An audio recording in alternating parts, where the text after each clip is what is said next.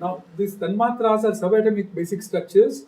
Now, if you see that Gandha, Rasa, Rupa and Sparsha, and then we come to the Akash. So, if you see that no aroma can be created without carbon. That's the first lesson of aromatic chemistry. So, aromatic chemistry starts with benzene nucleus, 6 carbon atoms, which that's the first lesson. Second, when you talk of Rasa, water, hydrogen and oxygen, Rupa, solar radiation, light and heat of the sun, Sparsha, nitrogen and oxygen. If you see that whole nervous system works with nitric oxide as first chemotransmitter, not the acetylcholine or adrenaline, but the first one is nitric oxide. So therefore, here comes the use of nitrogen and also the ultrasound, Shabda Gunam Akasham.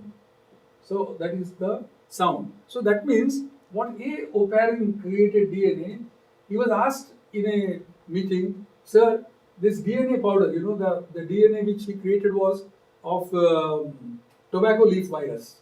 The tobacco leaf virus looked like ordinary amorphous powder. They said, how this amorphous powder, you thought it can create a life? So he said, I got this concept from Panchamahabhut of Ayurveda. Ja. So that is very important. Wir sind also hier beim Konzept der Tanmatras, aus denen ja dann gemäß der Sankhya-Philosophie in einem Umwandlungsprozess die 5 ayurvedischen Elemente, die fünf Elemente des Ayurvedas oder der Sankhya-Philosophie entstehen. Die 5 Tanmatras heißen Gandha, Rasa, Rupa, Sparsha und Akasha. Genau, nee, nicht Akasha. Shabda, genau, Shabda. Genau. Und wenn wir uns jetzt mal anschauen von Seiten der modernen Wissenschaft, welche modernen Substanzen notwendig sind, um die Phänomene zu erzeugen, die jetzt in diesen 5 Tanmatras, die diesen 5 Tanmatras zugeordnet werden, dann sehen wir bei Gandha, welches für subtilen Geruch steht, dass um ein Aroma zu bilden, ein Kohlenstoffatom notwendig ist. Um einen Geschmack zu bilden, ist ein Wasserstoff- und ein Sauerstoffatom verantwortlich. Um Form zu bilden, sind Strahlungen quasi, Sonnenstrahlen, Licht und Hitze verantwortlich. Um eine Berührungsempfindung zu bilden, sind Stickstoff und Sauerstoff notwendig. Um Klang zu bilden, zum Beispiel Ultraschall.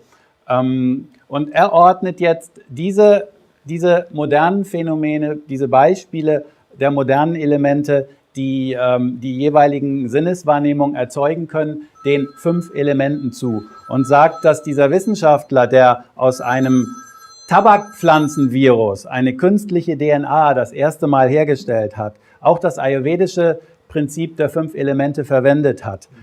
Diese künstliche DNA, das war einfach nur ein Pulver, was dieser Wissenschaftler hergestellt hat. Und es ist ja eigentlich unglaublich, dass aus einem Pulver wirklich quasi ein Organismus entstehen kann. Und dieser Wissenschaftler wurde dann gefragt, ja, wie sind Sie denn auf diese Idee gekommen, eine künstliche DNA so und so und so zu erzeugen?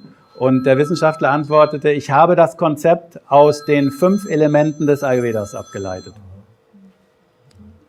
Now, Vata, Pitta, Kapha are molecular mechanisms. So what shall we do? Actually, the time is very much progressed and dinner is already served. I know, but And there are other appointments also. I have a next meeting in 15 minutes, so we should at least be compact. No, we'll come Yeah. here.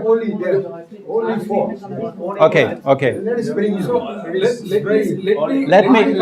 Let us conclude it in a nicely way, very compact form.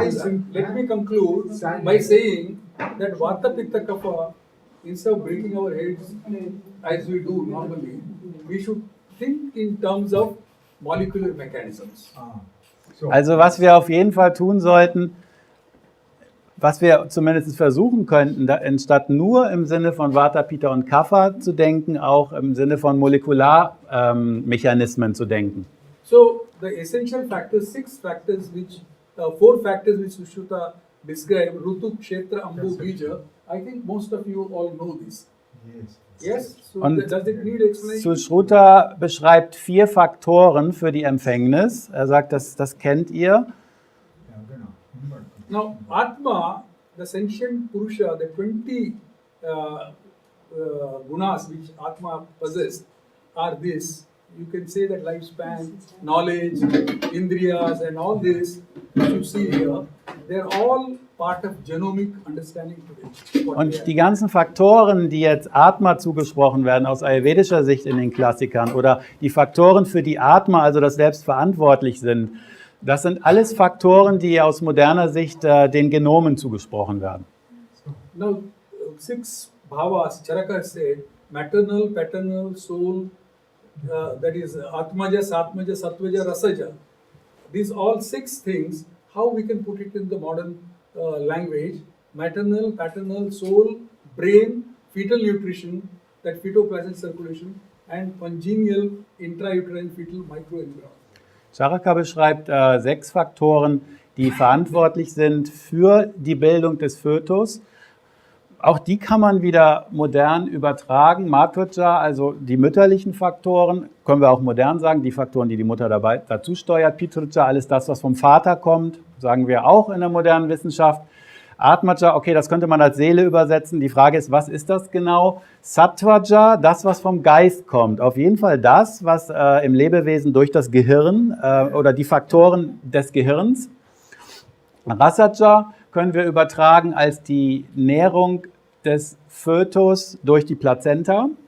Und Satmyaja, ja, man könnte sagen, es sind kongenitale Einflussfaktoren auf den Embryo in der Gebärmutter, in der Schwangerschaft.